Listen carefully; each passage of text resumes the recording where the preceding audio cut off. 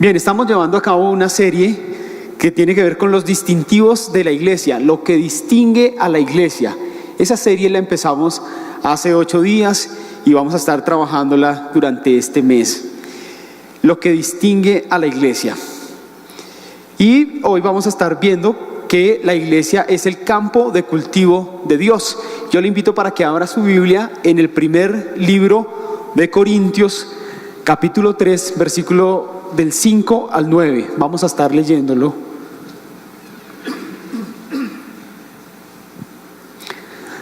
Capítulo 3, versos del 5 al 9. Dice de la siguiente manera: después de todo, está escribiendo Pablo, ¿qué es Apolos? ¿Y qué es Pablo? Nada más que servidores por medio de los cuales ustedes llegaron a creer, según lo que el Señor le asignó a cada uno. Versículo 6. Yo sembré, Apolos regó, pero Dios ha dado el crecimiento. Así que no cuenta ni el que siembra ni el que riega, sino solo Dios, quien es el que hace crecer. El que siembra y el que riega están al mismo nivel, aunque cada uno será recompensado según su propio trabajo. En efecto, nosotros somos colaboradores al servicio de Dios, y ustedes son el campo de cultivo de Dios, son el edificio de Dios. Hace varios años ya, yo estaba en plena adolescencia, pues no muchos, yo creo, el siglo pasado.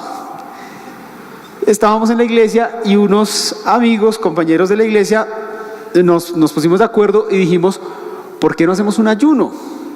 Ayunemos unos días, buscamos del Señor, y así fue. Pedimos algunas instalaciones de la iglesia prestadas para hacer este ayuno.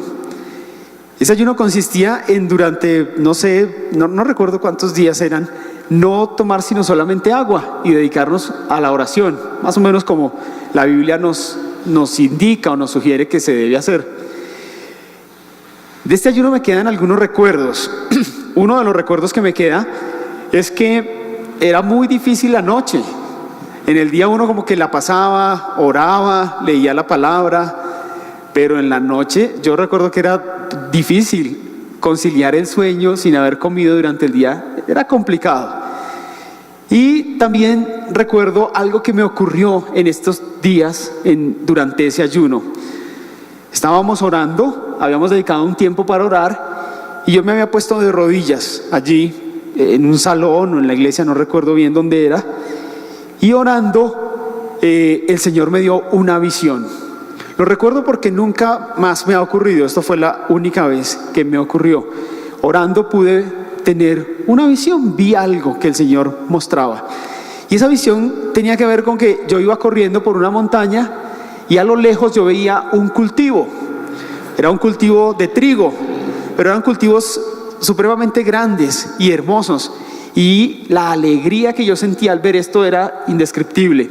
Yo corría y miraba hasta donde podía y seguía y corría, entre más corría como que más se abría el cultivo y yo podía apreciarlo y podía disfrutarlo. Luego que pasó esta experiencia, tardó unos minutos, yo oré y reflexioné y le pedí al Señor que me mostrara qué era, qué significado tenía eso. Y la respuesta que recibí de parte del Señor en aquel momento es que el Señor me dijo: esto que tú viste es mi iglesia, esto es mi iglesia. Ese cultivo de trigo gigante que tú observaste es mi iglesia, mi pueblo. La iglesia entonces es campo de cultivo, cultivo del Señor, es lo que acabamos de leer. Y bajo esa premisa, la iglesia como campo de cultivo, lo primero que tendríamos que decir es que la iglesia entonces es un cultivo que Dios trabaja arduamente. La iglesia es un cultivo que Dios trabaja arduamente, fuertemente cada día. Y trabaja en primer lugar en los corazones de cada uno de nosotros, los creyentes. Cuando nosotros entregamos nuestra vida al Señor, cuando nos acercamos a Él, pasamos a ser parte de ese cultivo que el Señor trabaja día a día. Allí en nuestros corazones es donde Dios trabaja. Filipenses capítulo 1 versículo 6 dice: y estoy seguro que Dios, quien comenzó la buena obra en ustedes, la continuará hasta que quede completamente terminada el día que Cristo Jesús vuelva. Este texto nos dice que Dios comenzó algo en nosotros, que Dios comenzó a trabajar en nuestras vidas, en nuestros corazones, desde aquel momento en que Él nos llamó y nos hizo ese llamado de seguirle, de ser sus hijos, de ser sus discípulos. Allí Él comenzó a trabajar en nuestros corazones, en nuestras mentes, en nuestras vidas. Pero ese texto de Filipenses nos dice que no solamente comenzó a trabajar, sino que Él continúa haciéndolo, continúa trabajando en nosotros.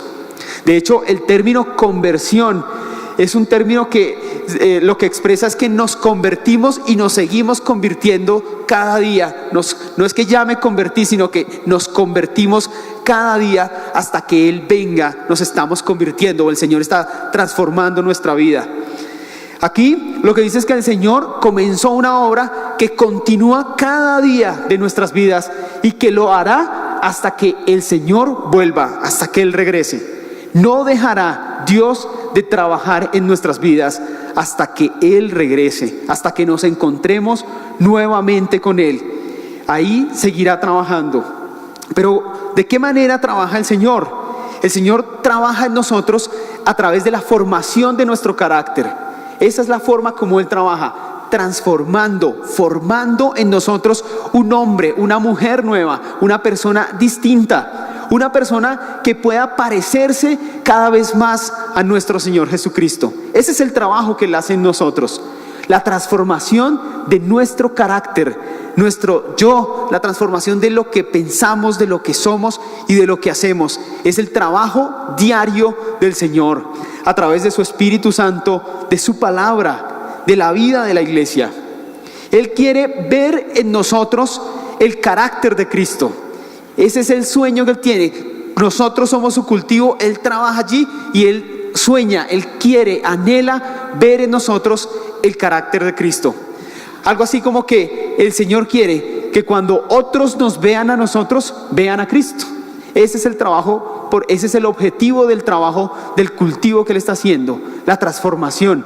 Que otros puedan, al vernos a nosotros, ver el carácter de Cristo. Es decir, ver su amor, su bondad, su fidelidad, su humildad, su misericordia, su servicio reflejado en nuestras vidas.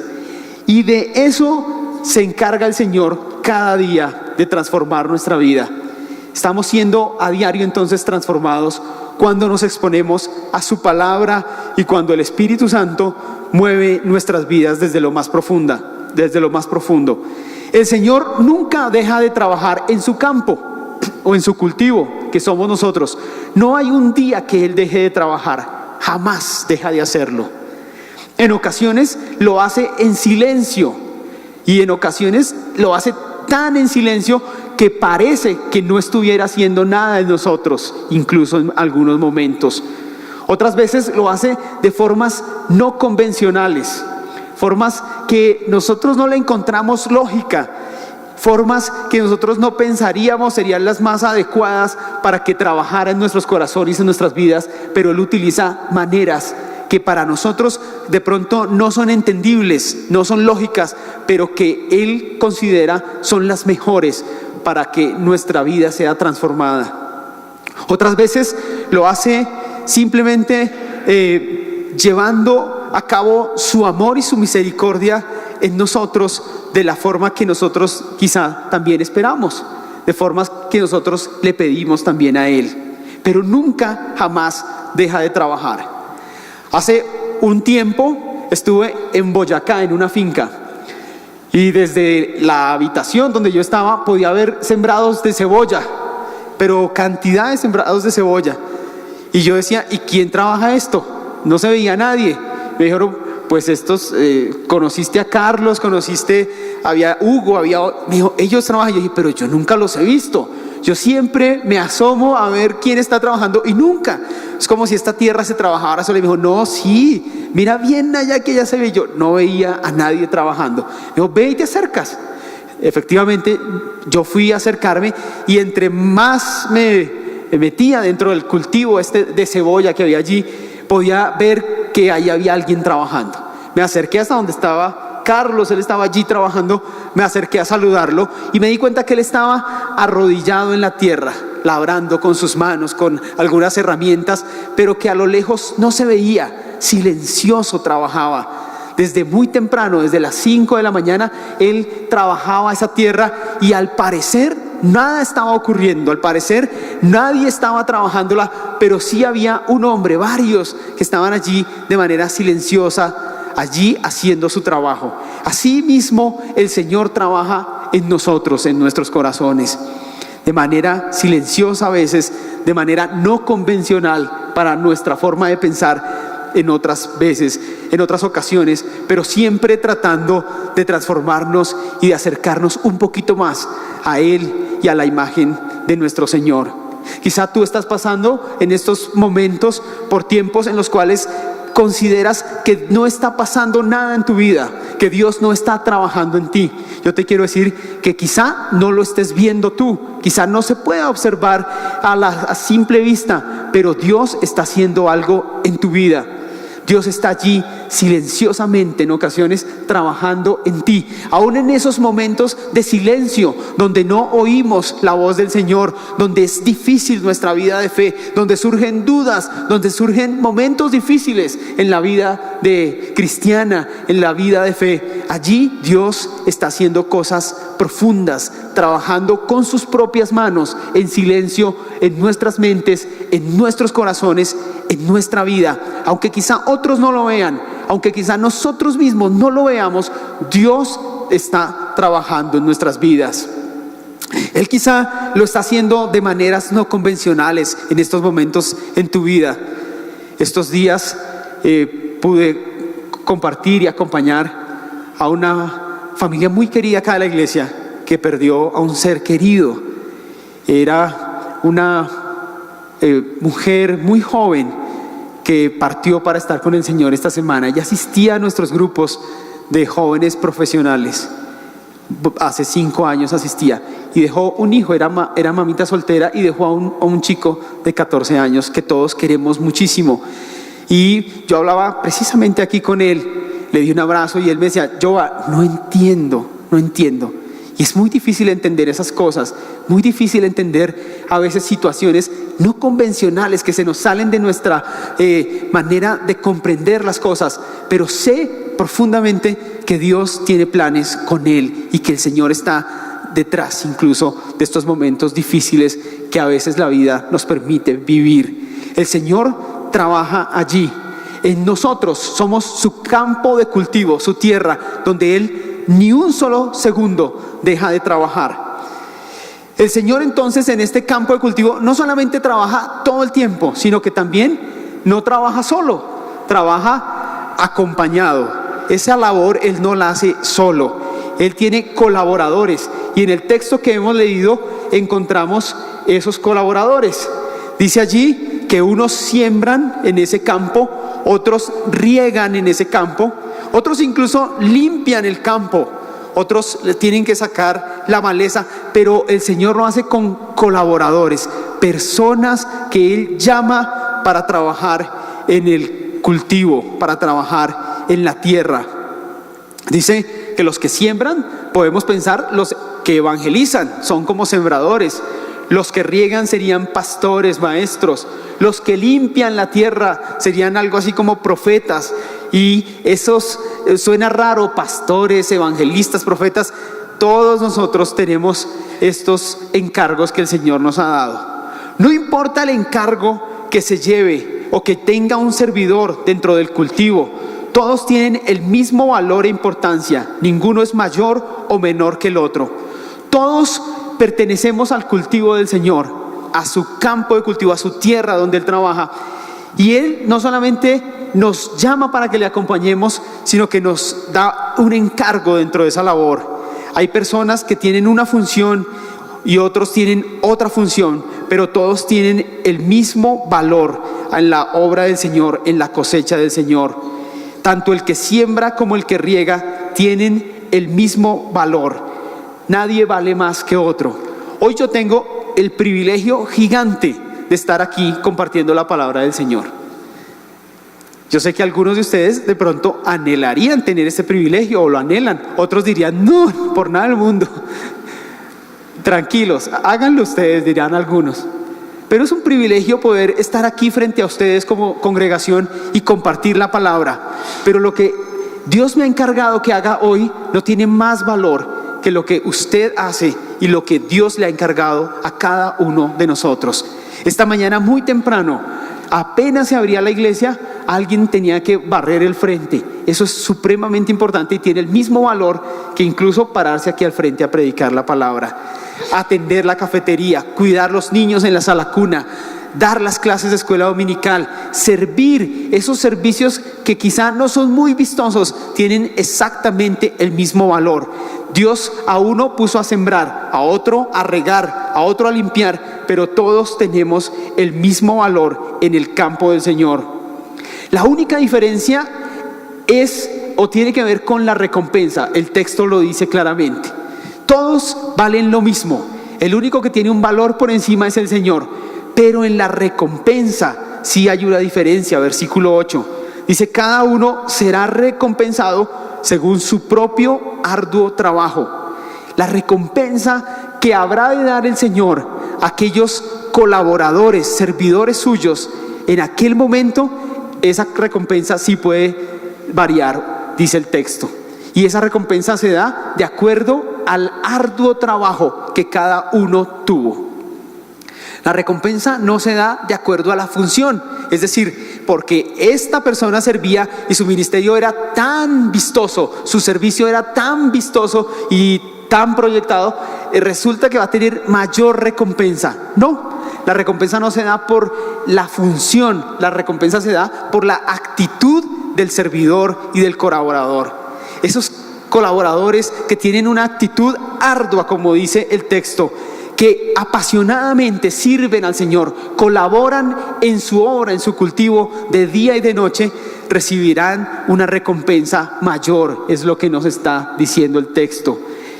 La invitación aquí es para que sirvamos al Señor con todas nuestras fuerzas, con todo nuestro corazón. No importa el encargo que hemos recibido de Él, no interesa el encargo. Bienvenido el encargo que el Señor nos ha dado. A mí hoy me tocó este encargo de predicar. Gracias, Señor, bienvenido a este encargo. Lo hago con toda la voluntad, la pasión, la fuerza, compartir tu palabra. Pero si el Señor nos encarga visitar a un enfermo, escuchar a un amigo en el trabajo, en la universidad, si el Señor nos encarga darle de pronto un mercado, una ayuda a alguien que lo está necesitando, ayudarle a alguien de pronto con sus estudios porque no lo está pudiendo hacer, visitar a una persona que vive sola, si el encargo que nosotros tenemos no importa, lo importante es hacerlo con todo el amor y con todo el cariño del mundo. ¿Qué encargo te ha dado el Señor a ti? Es la pregunta en esta hora. ¿Qué encargos te ha hecho? ¿Te ha encargado de pronto que te encargues, que te hagas cargo de darle enseñanza a los niños, por ejemplo, aquí en la iglesia o fuera? Que hagas algún proyecto como por ejemplo el que acabamos de ver. Es un encargo que el Señor le ha dado no solo a Julio, sino a la iglesia de la Victoria, de los Libertadores, pero lo hacen con tanta pasión que de verdad es muy hermoso poder ver la obra que hace Julio y la iglesia allá. ¿Qué te ha dado el Señor? ¿Cuál es tu encargo? No importa la función, lo que importa es la pasión, el corazón con el que el servidor se entregue a la hora de hacerlo. Hoy es un día para decirle: Señor, gracias por esos encargos que a veces los veo pequeñitos, insignificantes, pero que hoy tú me dices, no importa el encargo, lo pequeñito o lo grande, lo que importa es la actitud que le pongamos y el corazón que le pongamos a eso que Dios nos ha pedido hacer. El Señor a mí me ha pedido y me ha encargado desde proyectos muy grandes y muy vistosos hasta cosas muy pequeñas, muy sencillas, que quizá nadie vería algún día, pero que Dios ve. Y tanto lo grande como lo pequeño, he tenido que ponerle todo el corazón y todo el amor a la obra que el Señor nos ha encargado. Lo segundo que podemos decir acerca de la iglesia como un campo de cultivo es que no solo es un campo de cultivo donde Dios trabaja, sino que es un campo de cultivo que le pertenece solamente a Él. Solo a Él le pertenece este campo, a nadie más le pertenece. Cuando uno va a una cosecha gigante que lo sorprende, hace unos años también estuve en el eje cafetero, en una cosecha o en un cultivo de café, sorprendente. Yo no había estado nunca en uno, pero este me dejó sorprendido. Y la persona que iba conmigo me dijo: mira, hasta donde te lleguen los ojos, esto pertenece a tal persona. Y por aquí también, es decir, no tenía límites esas tierras. Y yo siempre era: ¿y quién es la dueña? No, ya te la voy a mostrar, pero yo quiero saber quién es dueño de todo esto. Es siempre el interrogante que tenemos. Cuando hay un campo de cultivo, cuando hay una cosecha tan grande, queremos saber quién es el dueño. Pues el dueño de este campo, que es la iglesia, infinito, grande, que trasciende fronteras, que trasciende edades, que trasciende las razas, que trasciende todo, el dueño de este campo maravilloso es Dios y nada más que Él, solo Él. No es el hombre el dueño del campo, no es el hombre el dueño de la iglesia. Aquí se había generado una cierta controversia, porque algunos decían: yo soy de Pablo, otros decían: yo soy de Apolos, otros decían: yo soy de Pedro. Y algunos se habían dividido la iglesia en razón de quién somos. Y Pablo aquí en esta carta aclara: no se trata de esto, se trata de que somos de Cristo, Él es el dueño. Pablo no era el dueño de la iglesia, aunque había fundado la iglesia de Corinto. Pablo llegó a Corinto cuando allí todavía el evangelio no había llegado. Fue el primer cristiano que llevó el evangelio a la iglesia de Corinto, a la ciudad de Corinto, el primero. Nadie quería ir a esa ciudad era bien complicada, pero Pablo fue el primero que llevó el evangelio allí. Él era el fundador. Habría podido decir: yo fundé esta iglesia, yo fui el arriesgado que se vino a traer el evangelio, yo soy el dueño de esta iglesia. Él no lo hizo. Él dijo: no, nadie. Pablo no es el dueño de la iglesia. Apolos. Pablo estuvo 1 año y medio en la iglesia de Corinto, y luego que él partió, quedó Apolos como pastor de esa iglesia. Y Apolos se dedicó a la iglesia, a enseñar, a pastorear, a edificarla, a amarla, a sacrificar por esta iglesia. Pero Apolos tampoco era dueño de ella, no podía hacerlo. Pedro era quizá la figura más representativa del cristianismo del primer siglo, tampoco podía ser dueño. El único dueño de la iglesia era nuestro Señor Jesucristo. Él era el único dueño. Ningún líder, por más significativo que haya sido en el proceso de formación de la iglesia, puede atribuirse el título de dueño o señor de ella. Ese solo le pertenece a nuestro Señor Jesucristo, a nuestro Dios. Solo a Él le pertenece. Y solo a Él le pertenece porque por lo que Él ha hecho por la iglesia. Juan capítulo 17 versículo 6 dice lo siguiente. Dice: el Señor declara que la iglesia es suya. Dice: te he dado a conocer a los que me diste en este mundo. Siempre fueron tuyos y tú me los diste, dice el Señor Jesús, y ellos han obedecido tu palabra. Aquí el Señor nos dice: la iglesia es tuya, te pertenece.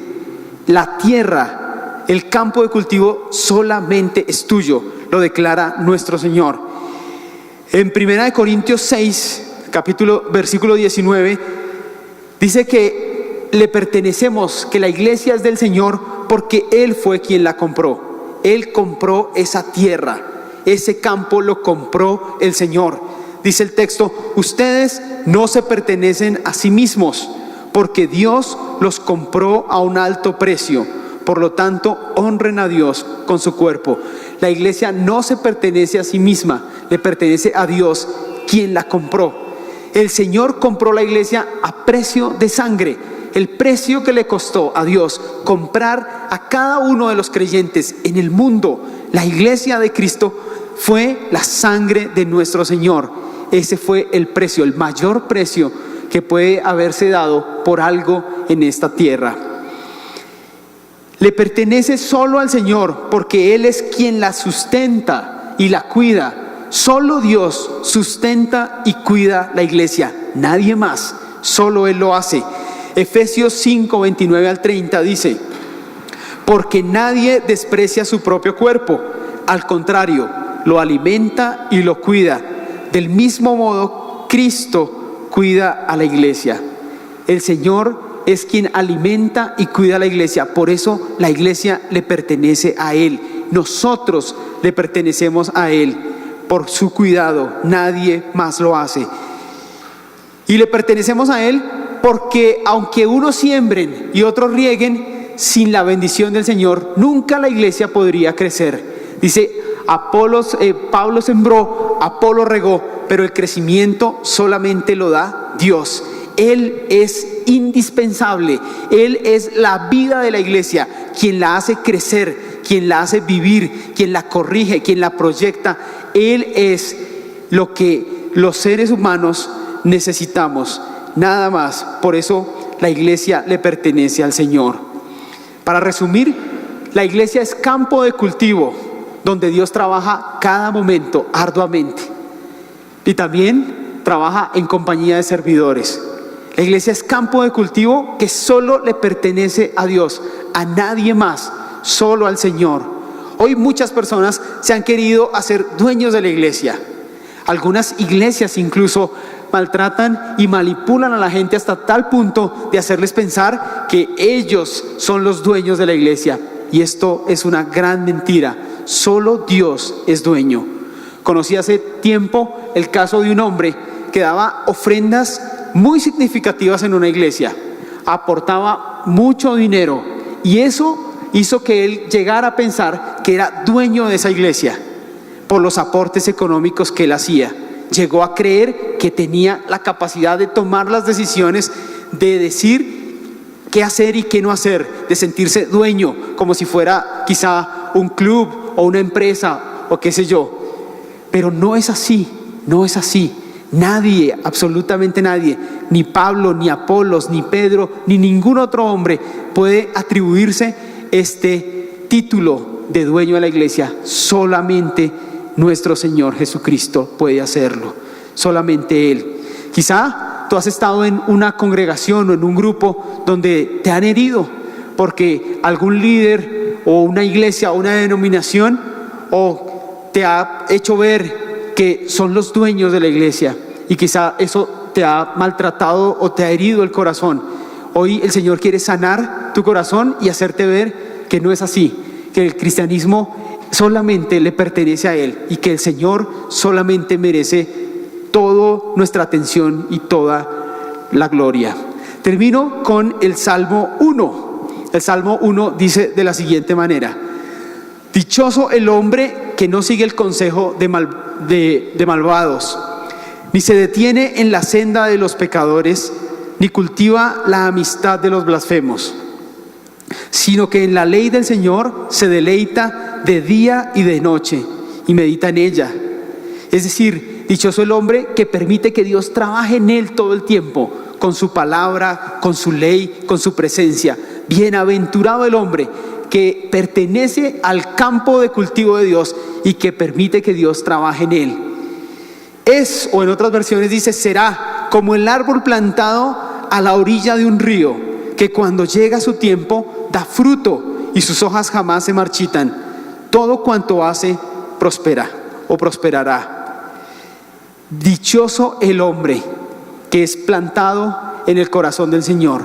Dichoso el hombre y la mujer que pertenecen al campo de cultivo de Dios, que Dios labra su corazón con sus propias manos. Será como un árbol que su hoja no cae y todo, absolutamente todo lo que hace será bendecido por el Señor. Bendecidos y bienaventurados nosotros de pertenecer al campo de Dios, de saber que tenemos un Dios que trabaja siempre en nosotros, que nos hace parte de su trabajo y que además le pertenecemos, y por cuanto le pertenecemos, nuestra vida está segura y confiada en Él. Oremos.